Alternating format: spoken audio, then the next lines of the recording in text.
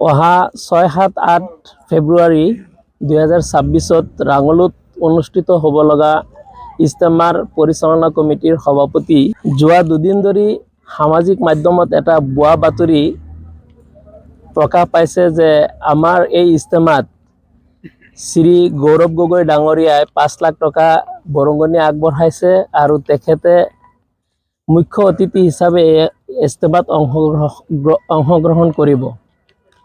এই বাতৰিটো সম্পূৰ্ণ ভুৱা আৰু মিথ্যা, কিয়নো আমাৰ ইজতেমা কমিটিৰ ফালৰ পৰা তেখেতৰ লগত কোনো যোগাযোগো হোৱা নাই আৰু তেখেতৰ ফালৰ পৰা আমালৈ তেনেকুৱা কোনো বৰঙণিও অহা নাই।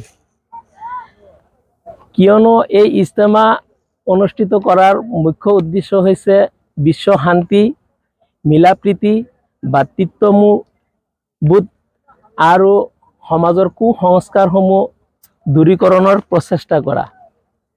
উক্ত বাতৰিটোৱে আমাৰ উল্লেখিত উদ্দেশ্যত ব্যাঘাত জন্মোৱাৰ লগতে সমাজক বিপথে পৰিচালিত কৰাৰ আশংকা কৰা হৈছে। গতিকে আমি পৰিচালনা কমিটিৰ তৰফৰ পৰা এই স্পষ্টকৰণৰ জৰিয়তে মানুহক বিভ্ৰান্ত নহবলৈ এটা প্ৰতিক্ৰিয়া প্ৰকাশ কৰিল। থানাত এজাহাৰৰো প্ৰস্তুতি চলাইছোঁ। ইনশাল্লাহ কালিলৈ আমি থানাত এইটোৰ বিষয়ে FIR দৰজ কৰাই দিম। জাতি ধৰ্ম নিৰ্বিশেষে সকলো আহিব পাৰে। আপোনালোকে দেখিছে আমাৰ ৰাঙলু ইজতেমাত বিভিন্ন জনগোষ্ঠীয় লোক আহি পেলাই নিজ ইচ্ছাৰে শ্ৰমদান দিছে, দান বৰঙণিও আগবঢ়াইছে। যিকোনো মানুহ ইয়াত স্ব ইচ্ছাৰে আহিব পাৰে। আমি বিশেষ হিচাপে কাকো নিমন্ত্ৰণ জনোৱা নাই।